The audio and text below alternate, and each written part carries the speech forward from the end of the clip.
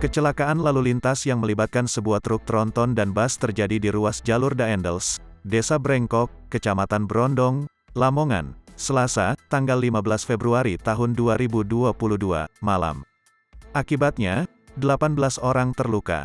Kanit Gakum Satlantas Polres Lamongan Ibtu Anang Purwo mengatakan, kecelakaan antara tronton dengan bus yang ditumpangi rombongan peziarah asal Kabupaten Bogor tersebut, terjadi sekitar pukul 18.45 waktu Indonesia Barat.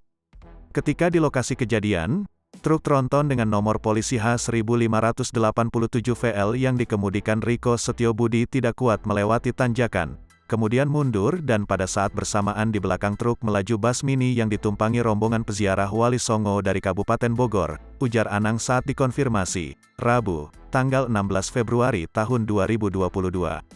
Anang menjelaskan, bus dengan nomor polisi T7810AB yang dikemudikan oleh Jainuddin ditumpangi sekitar 30 orang.